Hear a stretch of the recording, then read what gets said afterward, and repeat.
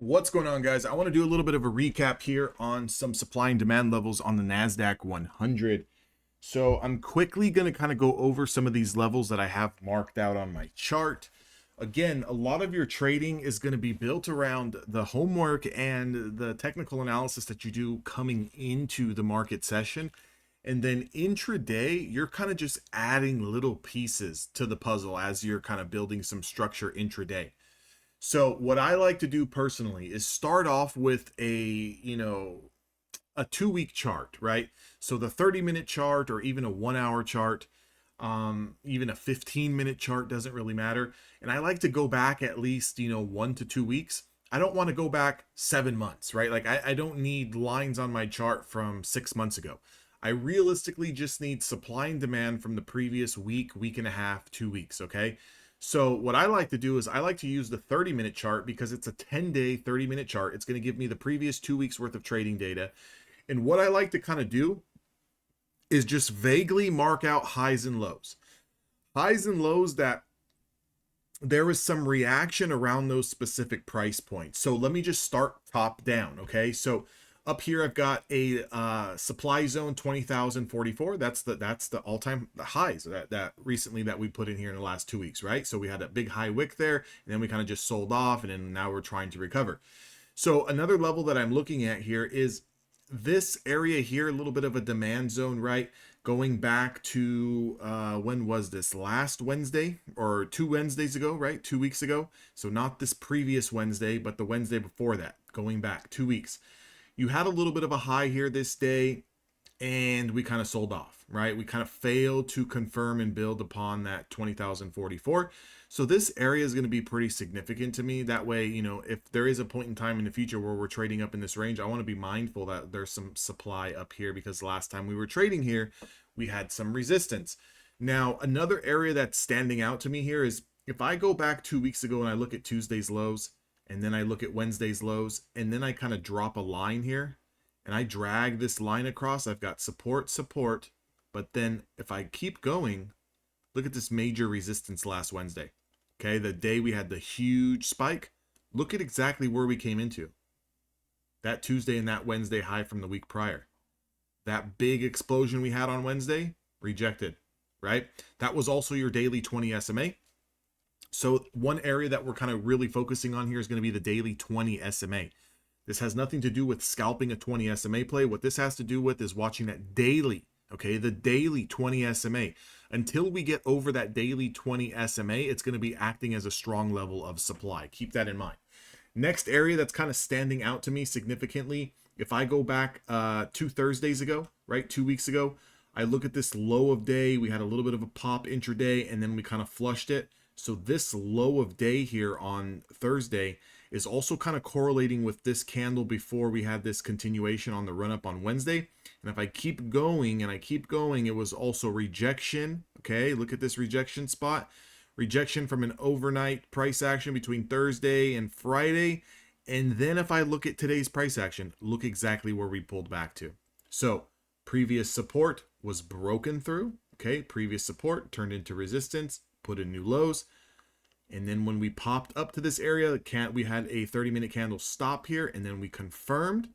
And then when we pulled back to the same area. Notice that. And then once we broke through, it acted as resistance.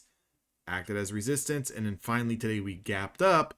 And now today, today is April the 14th, that pullback today pulled right back into that zone. Very significant area here of supply and demand.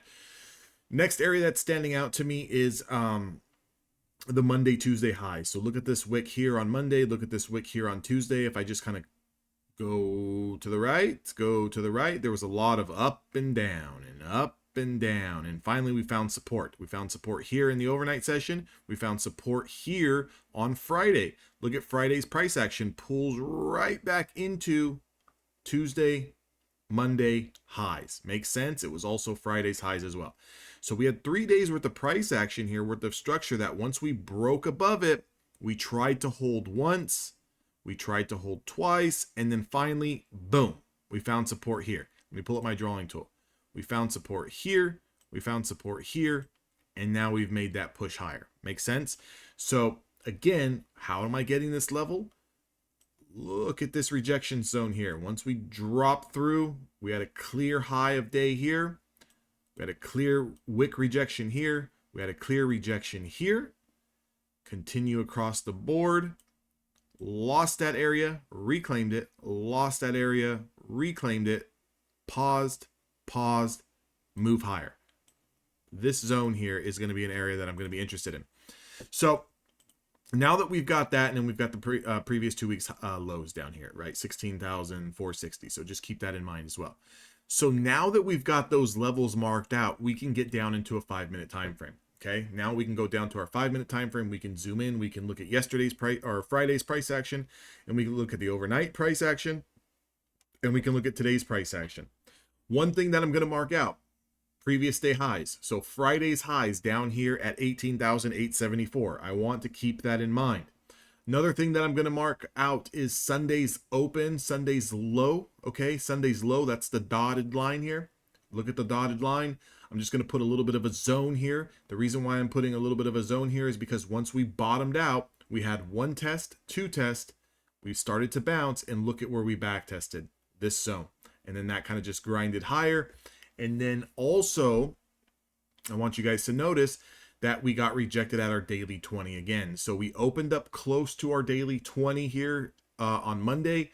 In the pre-market, we spiked above it as soon as the market opened, and then we sold off. When we sold off here, we did not test those lows. We did not break those lows. My anticipation today was that we were going to, potentially pull down here, bounce up for a couple candles, and then flush to Friday's lows. Took a little bit longer than expected, but we still did catch this trade. Notice the grind higher. Notice the grind higher, higher, higher. Stayed below the 20 SMA, or the daily 20. We stayed below the high of day. And then we started to really backpedal. Notice what happens here when we took out the Asian session or the overnight session, extended hour session, whatever you want to call it, Globex session. Notice what happens once we started to lose that 18,928, okay?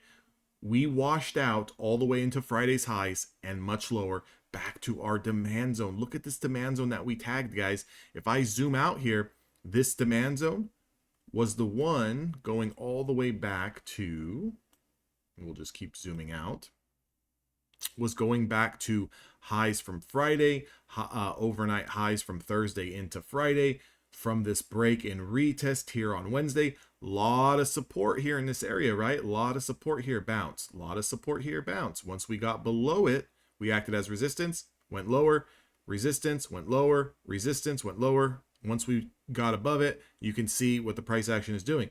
So notice how that area is still coming into play here on today's price action. Once we flushed the overnight session lows, we went right into the Friday highs. We went right into that demand zone. So this was a beautiful short here that if, let me zoom out just a little bit, that once we got below the overnight session lows, okay, once we put in the lower high on the day, below our daily 20 SMA, here's your potential target, okay? So previous area of supply and demand acting as demand today, once you got through those levels. I had full intentions today of shorting this move through these swing lows here in the pre-market, okay, all the way down to Friday's highs. That's what I was expecting. I was expecting a quick retest of Friday's highs and then maybe a reversal for like a V-shape. We actually flushed Friday's highs and we danced around here for like an hour, okay? But this is also telling you that look at when we come down into this demand zone, you could have started along anywhere down here off this demand zone. And then if we do break 720, you just get out of that position. But this is a beautiful back test of this demand zone here. We kind of chopped around. And then once we reclaimed Friday's highs, right? Once we started to close candles over Friday's highs, you could have just easily used like a low of previous low candle as a stop. You could have used this demand zone as a hard max pain. We pushed back into the overnight session range and we just started to trickle and dance, right? And notice where we kind of stopped. We kind of stopped at one of those previous swing highs from the pre-market, right? Look at this high here. I want you guys to be mindful of this. Look at this high here, okay? Look at this high, look at this high, look at this high. Support, support, support. Okay? Resistance, broke it. Support, support, resistance, a lot of choppiness action. And look at where we stopped today. Interesting, right? So again, if you don't start marking out some of these levels, right? If you don't start marking out some of these levels, and I'm always going to do my intraday levels dotted. That way I can differentiate between what levels did I do for pre-market and intraday versus levels that have already been on my screen, okay? Levels that have already been on my screen will always be solid, or there'll be these green boxes or something like that. But anyways, notice how that played out, guys. So if you were getting long in this zone, right? If you were getting long in this zone, anywhere in this zone, okay, to play this bounce, well, we're not going to expect us to come all the way to the highs. We're not going to expect us to take out the daily 20 way up there. Where do we have to play it to? We have to play this into a previous area of support, support, support, resistance, right? So good little intraday level there, and it played out perfectly. Keep in mind, we are staircasing down. We're putting in lower highs. If we continue to bounce tomorrow into the pre-market session and we put in a lower high and we really do not confirm 19,080, right? If we don't confirm that area, then what I want you guys to do is look for the rejection off this 1980 area for a short back down into 1928 or 1874. And if we obviously lose 720, you know, that's going to be a bigger move. So supply and demand, guys, start marking them out on your charts. If you guys do want to trade with me each and every single day live, well, not every day live. I'm going live 3 days a week. You know, join the mentorship program. We'll definitely trade these levels live. I will post screenshots and pictures every single day of these levels, so that way we can, you know, kind of monitor them together closely. And again, you know, technical analysis is always king, right? You know, previous areas of support, you know, they tend to act as future areas of resistance, future areas of resistance until we break, retest, and then continue higher, right? So again, keep that in mind, guys. That's all I got for you guys right now. Going into tomorrow, some big levels that I want to kind of watch for is, do we hold 720s, right? Do we hold 720s? That's today's lows. That's definitely going to right around 730, 720. That's today's lows. I want to see if we hold this zone, right? And do we continue to push higher, or do we start to close below it? If we start to close below 730, 720s, look for the short positions. Again, what do I want to see going into tomorrow for the long side is, you know, I want to see us get back over 19,080. I'd like to see us get back up towards this daily 20 of 187 here, 19,187. We'll have to see how that kind of plays out. But again, if you guys are not marking out levels from the overnight session, you're kind of doing yourself a disservice. If you don't know the significant daily channel from yesterday, so for example, today, because we were gapping up today, I want to know where yesterday's highs were, right? Basically Friday's price action. I want to know where Friday's price action highs were. If the market starts to stumble, that's the area I want to target for a backfill, okay? So again, if let's say we gapped lower, right, I want to know where potentially is the Friday highs to kind of backpedal into, or where was Friday's lows, right, to kind of target. So let's say for example, instead of gapping up today, let's say we gap down today. I would want to know, are we still below Friday's highs? And if so, let me draw this out.